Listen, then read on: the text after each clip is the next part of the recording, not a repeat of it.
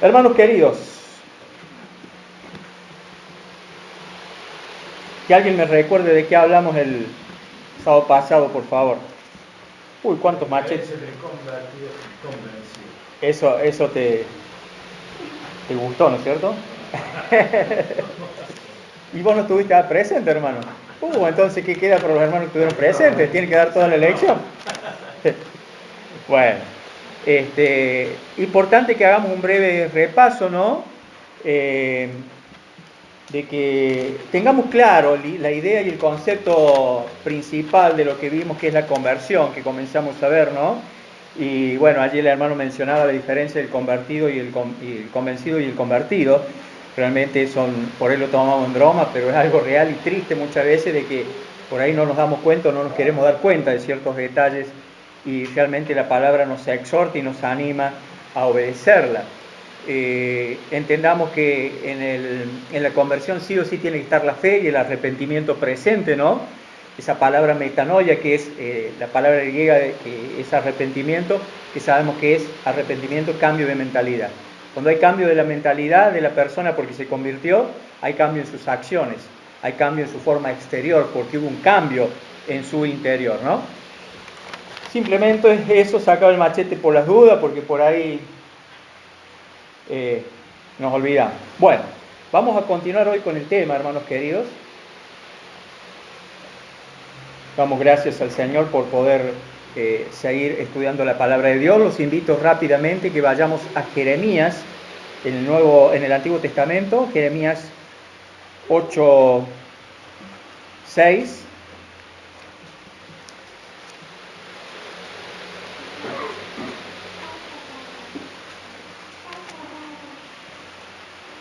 Jeremías 8:6.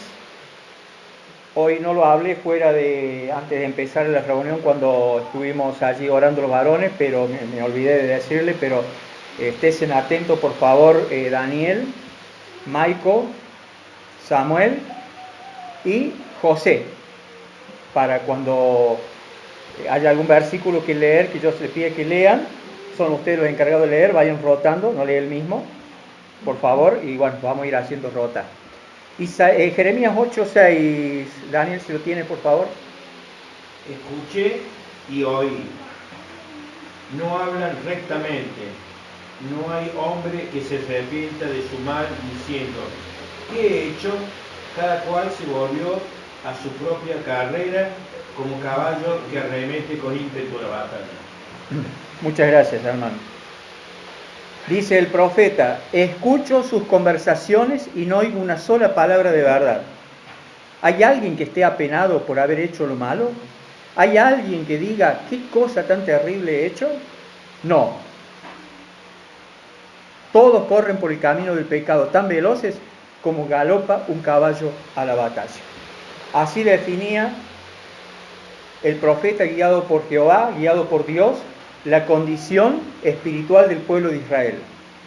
Y esa también era nuestra condición, hermanos, aún antes de conocer a Cristo.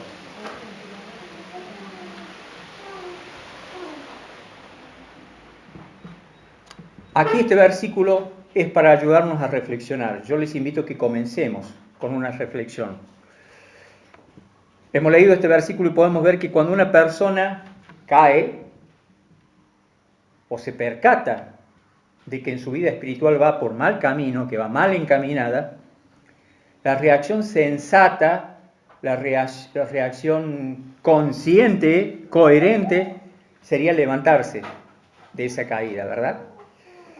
Levantarse y cambiar de dirección. Levantarse y sacudirse, limpiarse de la mugre de haber caído y cambiar de dirección y continuar por el camino que el Señor nos ha marcado. Estoy hablando a los creyentes que por ahí podemos tener esa caída, que no debiera ser así. Vemos que aquel pueblo de Israel había perdido lo que es la perspectiva que Dios tenía para sus vidas. Y nosotros también, hermanos, ¿cuántas veces perdemos esa perspectiva de Dios para nuestras vidas?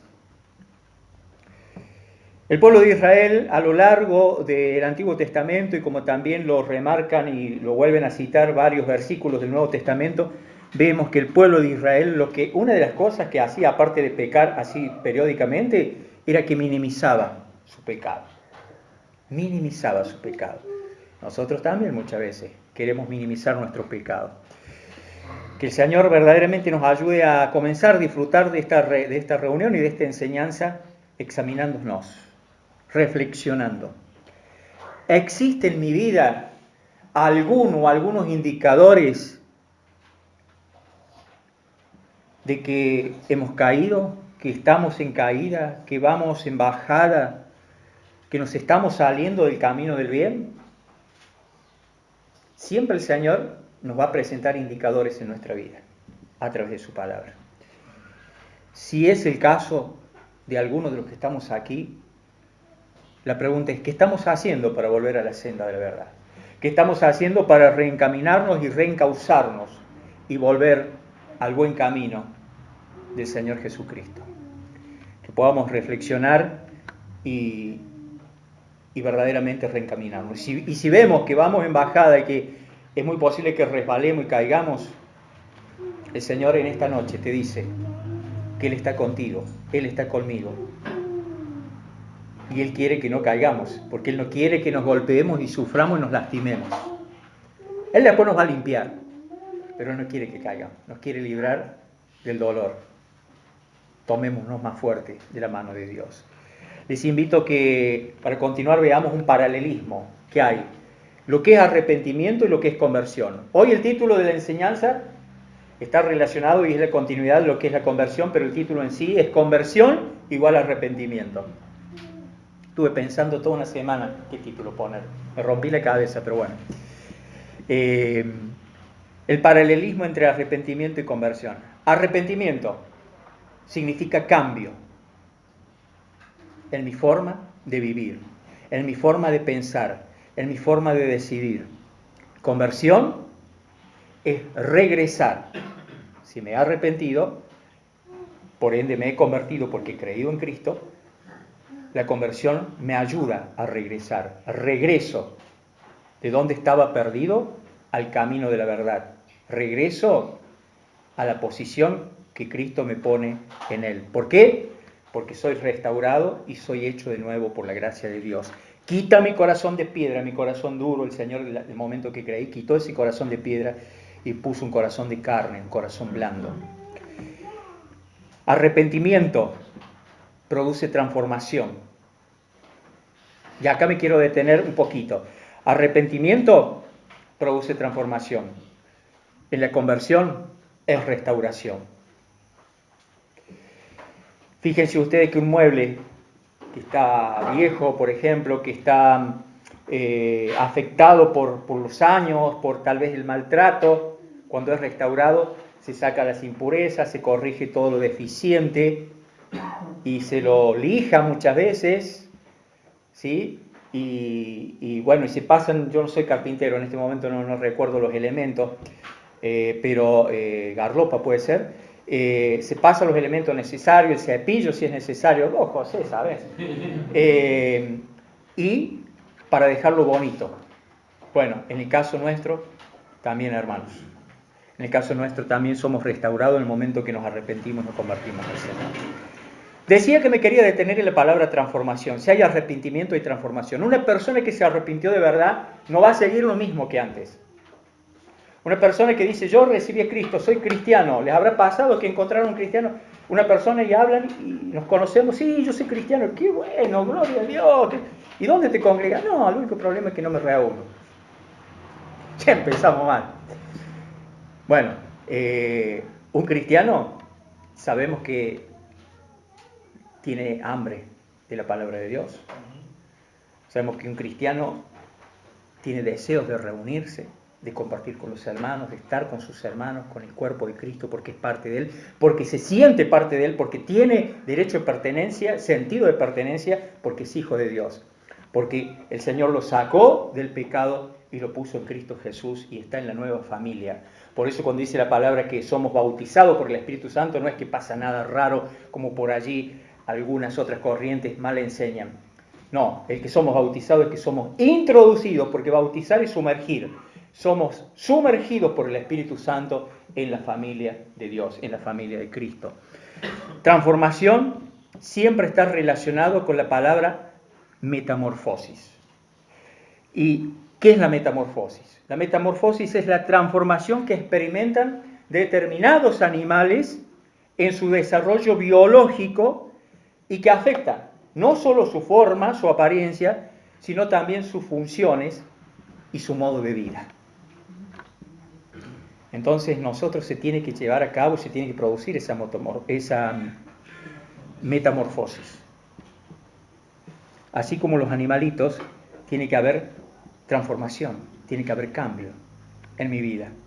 Y ese cambio es en mi interior y por ende se exterioriza en mi forma de ser, en mi forma de vivir.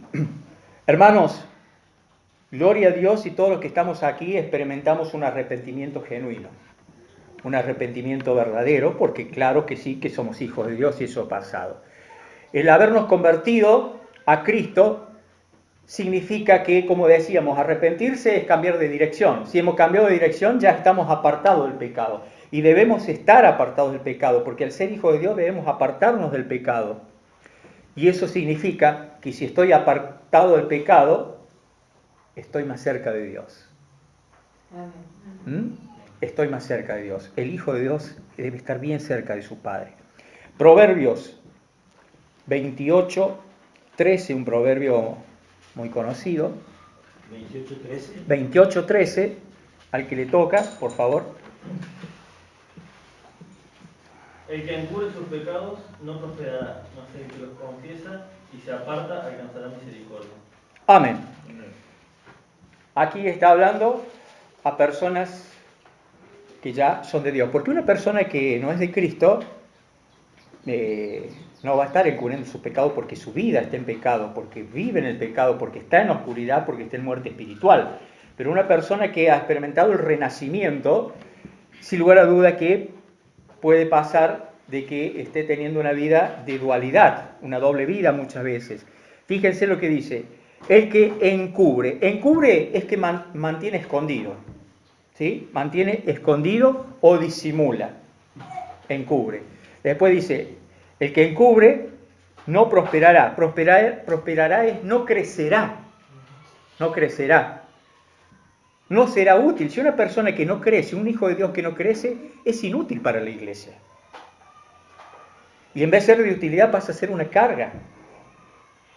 Y muchas veces frena el crecimiento de la iglesia. Y muchas veces de tropiezo para un hermano. No prosperará, no crecerá, será inútil. Por ende no triunfará y siempre seguirá siendo igual. Después encontramos la palabra confiesa. Entonces, el que mantiene escondidos sus pecados no crecerá, mas el que los confiesa, que allí sería admite. Confesar es admitir nuestro pecado. Confesar es ponernos de acuerdo con Dios de lo que es el pecado y lo que nosotros hacemos o cometemos. Entonces sería que el que mantiene escondidos sus pecados no crecerá, pero el que los admite y los confiesa, aquí la idea de la confesión toma una connotación de tirar algo lejos. Cuando yo confieso mi pecado que me viene cargando, me viene asediando y lo confieso ante Dios, la idea, la connotación es que lo tiro lejos, me despojo del pecado ese que me carga, que me frena y me vuelvo a la dirección donde iba, a la dirección hacia Dios, si soy una persona convertida. ¿Se entiende? Y ahí recién voy a ser restaurado. Ahí recién voy a ser restaurado. Después encontramos la última frase, alcanzará misericordia. Es que encontrará compasión. El versículo en realidad, ¿cómo sería? El que mantiene escondido sus pecados no crecerá, mas el que los admite alcanzará o encontrará compasión. Amén. ¿Esto qué nos habla? Que quienes estamos en Cristo tenemos que tener una vida de confesión, una vida de limpieza constantemente. Y es importante y es oportuno, creo, destacar, recalcar y entender que el verdadero arrepentimiento comienza con conocimiento del pecado. leíamos días atrás en el estudio bíblico, de que la ley nos salva, pero la ley ¿a qué nos ayuda? Alumnos. Identificar que somos pecadores. Exactamente. Conocemos el pecado por medio de la ley. Entonces, el verdadero arrepentimiento comienza con un conocimiento del pecado, de que soy pecador. Tengo la convicción que soy pecador, que peco, que me porto mal porque la naturaleza pecaminosa está en mí. Segundo, el pecado, cuando hay arrepentimiento verdadero, produce dolor. Produce dolor. Produce dolor, hermanos. Tercero, el verdadero arrepentimiento produce confesión del pecado. Si hay arrepentimiento verdadero, esa confesión, al tener dolor por ese pecado, esa confesión es hacia Dios y también hacia la persona, por supuesto, contra la cual uno ha pecado. 4. El verdadero arrepentimiento produce una ruptura del pecado en mi vida. Una ruptura del pecado en mi vida. Y 5. El verdadero arrepentimiento produce un profundo odio al pecado. Muchas veces lo ven como que queda como un hijo de Dios odiar. Dios odia el pecado, aborrece el pecado. Nosotros como hijos de Dios, como seguidores de Cristo, debemos aborrecer, debemos odiar el pecado. Una persona que se arrepintió de verdad debe odiar el pecado, debe detestar el pecado. Entonces, estos 5 puntos que hemos visto es válido para aquel que se arrepintió por primera vez y es válido para nosotros, hijos de Dios, ya en el camino del Señor, que tenemos esa vida constante de confesión. ¿Nos ha quedado claro estos 5 puntos? Sí. Conocimiento, dolor, confesión, ruptura, profundo odio. Al pecado, al pecado. Hermanos, podemos dar gracias a Dios en este momento porque si estamos en Cristo es porque un día leímos, por ejemplo, o alguien nos predicó el Evangelio. O porque leímos Efesios 1:13. Efesios 1:13, por favor, ¿quién lo quiere leer? No, quien lo quiera, el que le toca. 1:13. Sí. En él también vosotros, habiendo oído la palabra de verdad, el evangelio de vuestra salvación, y habiendo creído en él, fuisteis sellados con el Espíritu Santo de la promesa. La otra traducción dice, ahora ustedes los gentiles también han oído la verdad, la buena noticia de que Dios los salva. Además, cuando creyeron en Cristo, Dios los identificó como suyos, al darles el Espíritu Santo, el cual había prometido tiempo atrás. Hay 2 palabras claves ahí, hermanos. ¿Cuáles son? Oír y creer. ¿Sí? Oír y creer. Es que el Evangelio de Jesucristo, revelado por Dios, debe ser oído. Por eso es que somos llamados a predicar el Evangelio. No porque el Señor se le ocurrió.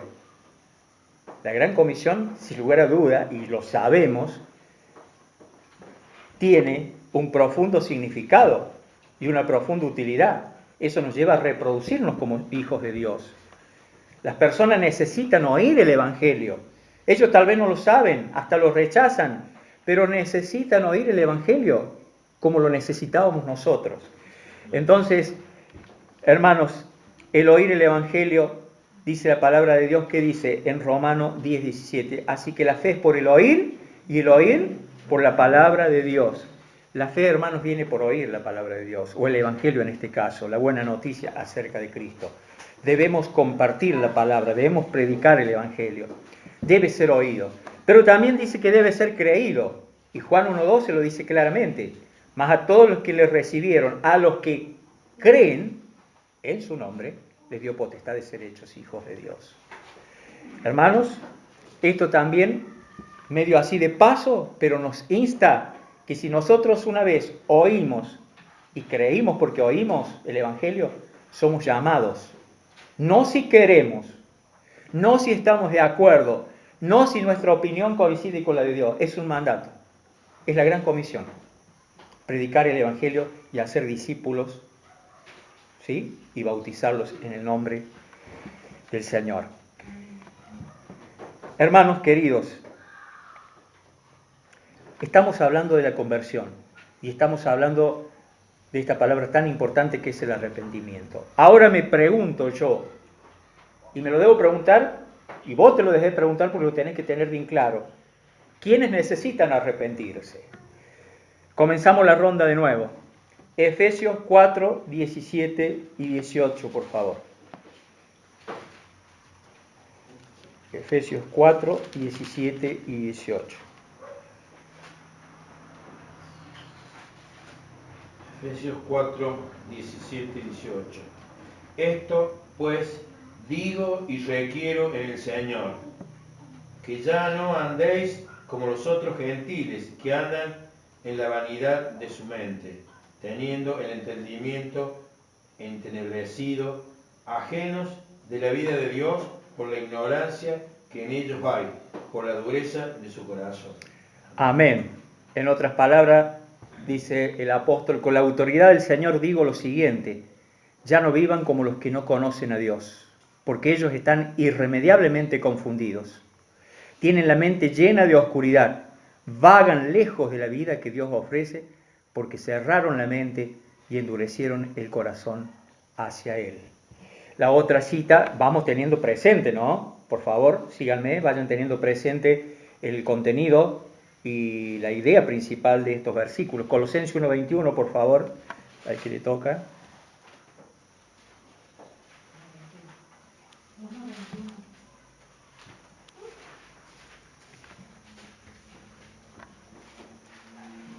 Y a vosotros también que erais en otro tiempo extraños y enemigos en vuestra mente, haciendo malas obras, ahora os ha reconciliado. Amén, hermano. En otras palabras dice, eso los incluye a ustedes que antes estaban lejos de Dios. Eran sus enemigos, estaban separados de Él por sus malos pensamientos y acciones. 22. Pero ahora Él los reconcilió consigo mediante la muerte de Cristo en su cuerpo físico. Y bueno, dice que como resultado nos trasladó a su propia presencia. Ahora nosotros somos santos, libres de culpa, etcétera, etcétera. Hermanos queridos, lo que vemos en estos versículos que leyó Daniel, que leyó José, que ¿quién necesita arrepentirse? El perdido, como lo estábamos nosotros. El perdido necesita una nueva manera de pensar porque necesita arrepentirse. El arrepentimiento produce nueva mentalidad, produce nueva forma de pensar. Y necesita cambiar su forma de pensar en cuanto a su condición, primeramente. Su condición de perdido. Su condición de alejado de Dios, enemistado con Dios. Y reconocer que es pecador perdido. Reconocer que necesita que Cristo lo salve. Hermanos, vamos a Romanos, capítulo 12.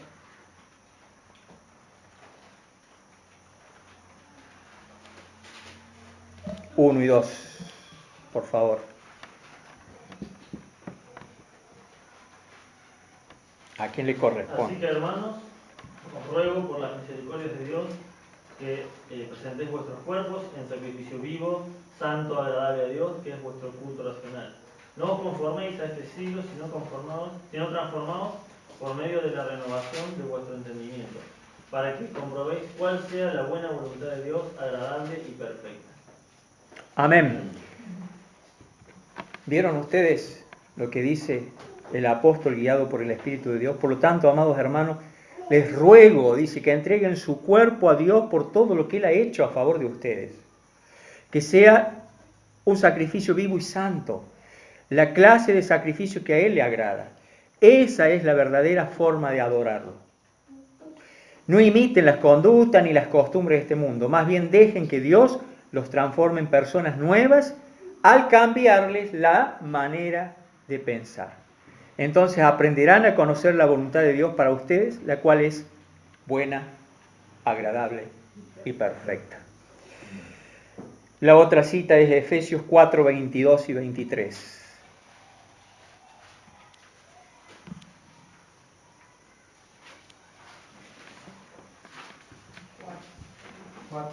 22 y 23. En cuanto a la pasada manera de vivir, despojaos del viejo hombre, que está viciado conforme a los deseos engañosos, y renovados en el espíritu de vuestra mente. Ujú.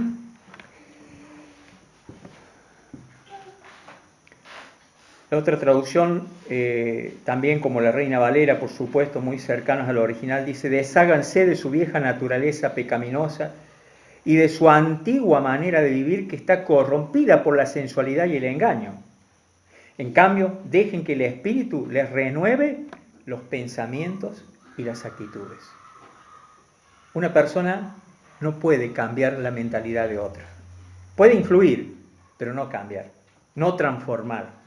Solo quien transforma nuestro corazón y nuestra mente es el Espíritu de Dios. ¿Qué hemos visto en estas 4 citas? Hemos visto primero en las 2 primeras que el perdido necesita arrepentirse, necesita convertirse a Dios.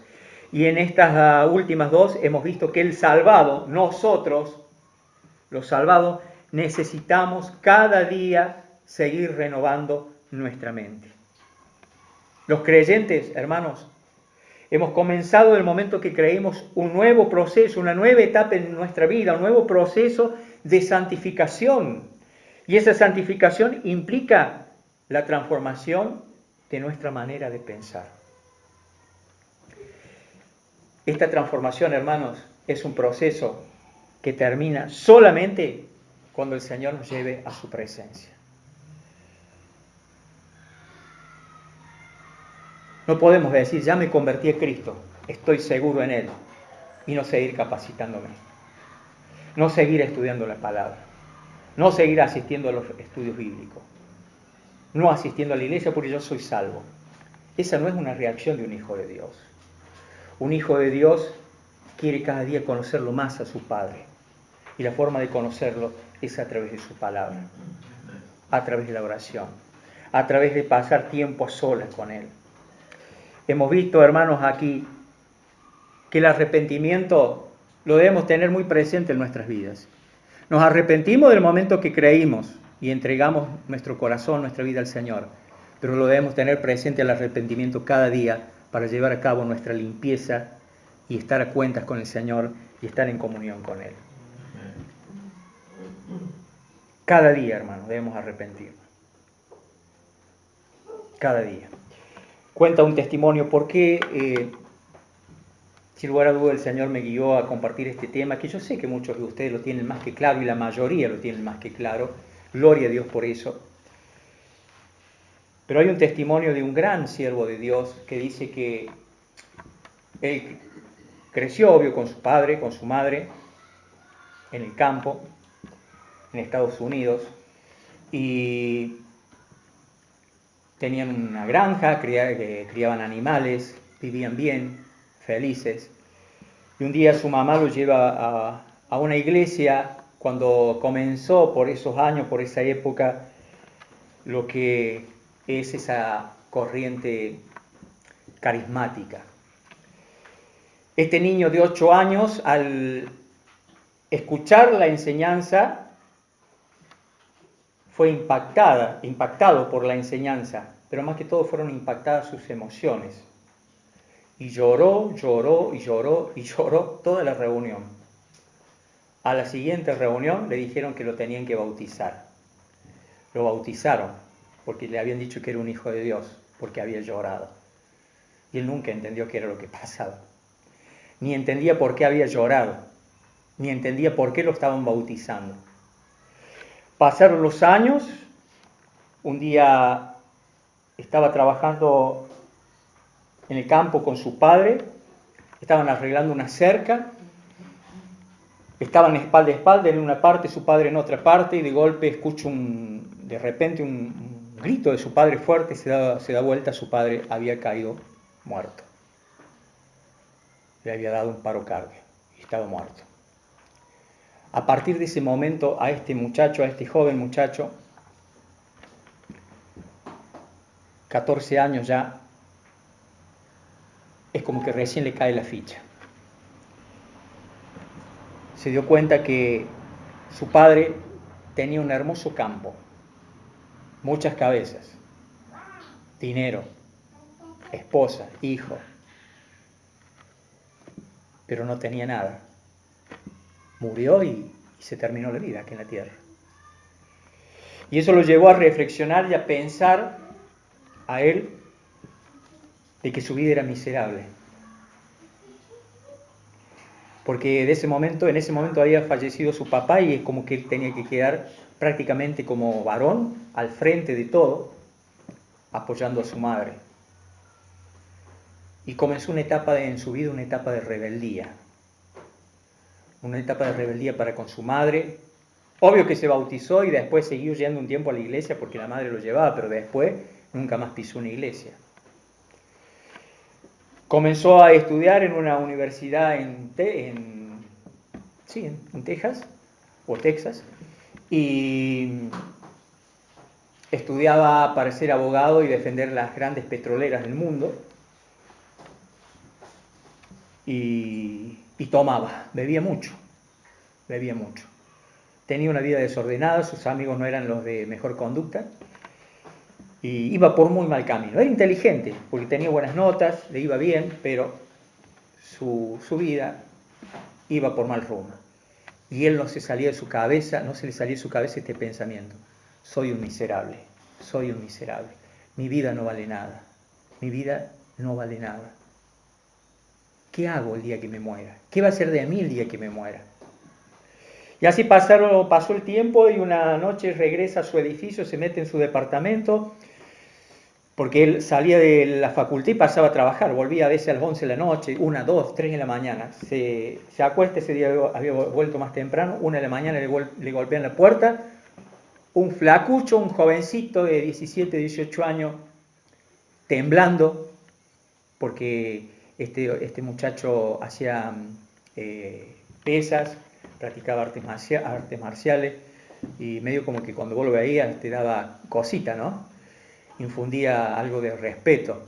Y el joven dice que temblando lo mira y le dice: discúlpame que venga a molestarte esta hora, es muy posible que me pegues, dice. Y le dijo él: sí, es muy posible que te pegue porque era 1 de la mañana.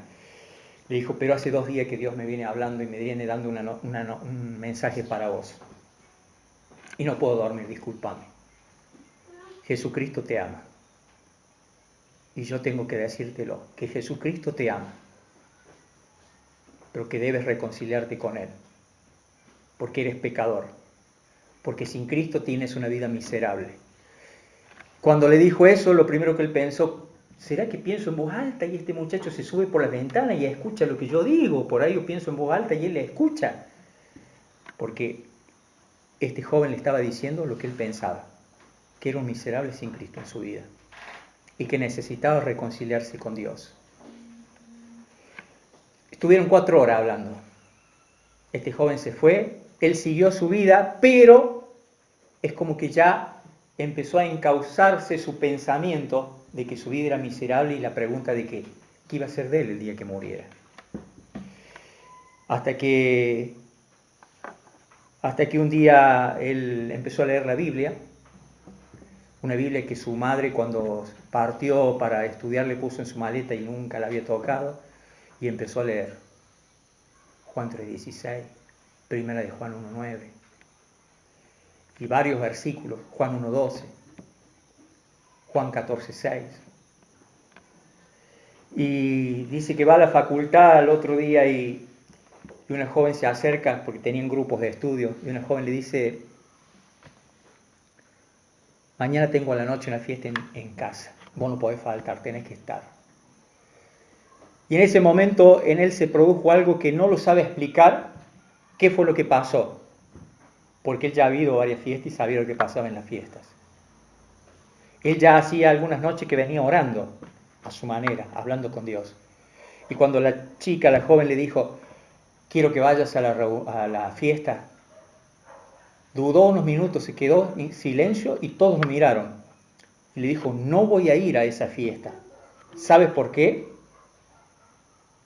Porque yo recibí a Cristo en mi corazón. Soy un hijo de Dios. Y a partir de hoy voy a vivir para Cristo. Porque mi vida es de Cristo. Porque Cristo es el camino, es la verdad y la vida. Y en ese momento dijo eso sin pensarlo, sin prepararlo, y le agarró un apuro, vergüenza, y porque todos lo miraban, y salió corriendo al baño.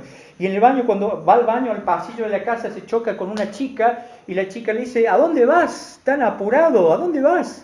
es que no sé qué me ha pasado. No, lo que te ha pasado es que Dios respondió mis oraciones y las oraciones de mi familia. Estamos orando por tu salvación. Y yo escuché lo que vos dijiste. Has creído de verdad en Cristo. Y él se metió al baño a llorar y porque estaba hasta avergonzado haberle dicho eso a la chica delante de los amigos. Y en ese momento la chica, cuando él sale del baño, él se lava un poco la cara, lo agarra y le dice, no te preocupes, te felicito, eres hijo de Dios, ven.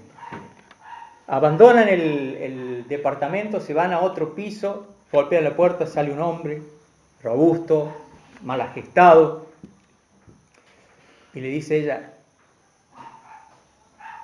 él recibió a Cristo. Muchacho, ¿qué te pasa? Le dice el hombre. Y dice, no sé qué me pasa. Dice, a mí me habló un joven, me dijo que mi vida es miserable, que yo si me muero me voy al infierno, que Cristo es mi salvación. Y bueno, yo me resistía porque para mí todos los cristianos son unos hipócritas, las iglesias son hipócritas, y eso es lo que yo pensaba, pero hoy me arrepentí de todo eso y entendí que yo me tengo que fijar solo en Cristo y poner mi mirada en Cristo. Yo entregué mi vida a Cristo y ahora soy de Cristo y le quiero servir a Cristo y quiero seguir a Cristo. Y este hombre mal agestado lo agarró, le puso la mano en el hombro y le dijo, es que has renacido de nuevo, muchacho. Y a partir de ese momento, ese hombre comenzó a discipularlo y a partir de ese momento es lo que es hoy Paul Washer. Es el testimonio más o menos de Paul Washer, resumido, sintetizado, ¿no? Hermanos, es muy importante estar seguros de que verdad nos hemos arrepentido de nuestros pecados y que hemos creído en el Señor y que verdaderamente somos salvos, que somos hijos de Dios y que no somos convencidos. Oramos. Padre Celestial, te damos gracias por esta enseñanza, te damos gracias, Señor, por lo que nos has hablado en esta tarde, en esta noche. Te damos gracias, Señor, porque tus palabras llegan a lo más profundo de nuestro ser, llegan a lo más profundo de nuestro corazón y nuestra mente.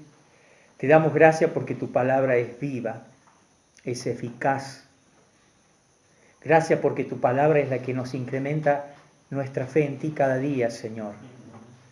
Gracias, Padre Celestial, porque tu palabra es la que nos nutre, nos alimenta para estar fortalecidos en el momento de la tentación, en el momento de la prueba, en el momento de la adversidad. Gracias porque hoy somos tus hijos. Gracias porque hoy, hablando en la actualidad, estamos en Cristo Jesús. Gracias porque Él ya nos ve sentados allí en los lugares celestiales. Tú nos ves así, Señor, y te damos gracias, Padre. Gracias porque cada día, Señor, quieres transformar nuestras vidas para librarnos de sufrimiento, librarnos de las malas consecuencias del pecado. Gracias, Señor, por todo lo que nos amas y cómo nos amas. Te alabamos, Señor, agradecidos. Te damos gracias, Señor. Exaltamos tu nombre, ensalzamos tu nombre, tu soberanía, tu poder, Padre Celestial. Gracias. Ayúdanos a examinarnos y cuando pongamos la cabeza en la almohada esta noche, poder comparar, Señor, o reflexionar de acuerdo a estas enseñanzas de estos sábados, y poder decir gracias, Señor, porque tu palabra me dice que estoy seguro en Cristo y que soy hijo tuyo. Pero si no es así, que también podamos decir, Señor, creo que estos años he estado convencido intelectualmente de ser tu hijo. Pero mi conducta, mi vida, mis pensamientos no condicen con la de un hijo de Dios. He entendido que no soy convertido, que no soy creyente. Y en este momento me reconozco pecador, me arrepiento, me entrego a ti, te recibo en mi corazón, Señor. Ayúdanos, Padre, guíanos, danos esa luz que necesitamos para que estemos en una vida cristiana, en una relación contigo, seguros de que cuando tú vengas o cuando nos lleves, vamos a estar en tu presencia. Gracias por tu iglesia, gracias por la vida de mis hermanas y mis hermanos presentes. Gracias por la vida de los hermanos que por razones de trabajo o de salud no han asistido, Señor. Sigue obrando en sus vidas y que no nos olvidemos de ello, con nuestras oraciones, con nuestros llamados, con nuestros mensajes, con nuestras visitas. Gracias, Señor. Gracias porque estamos en formación como iglesia. Cada día estamos aprendiendo. Obra en la vida de los más débiles en la fe, Señor, para que no vean o no se concentren en nuestros errores, sino solo se concentren en la persona de Cristo Jesús, que Él es perfecto, porque Él es Dios. Y ayúdanos, Señor, cada día a dejar que tú nos perfecciones y nos transformes. Te alabamos agradecidos, Señor, en el nombre de Cristo Jesús, nuestro Señor y Salvador. Amén.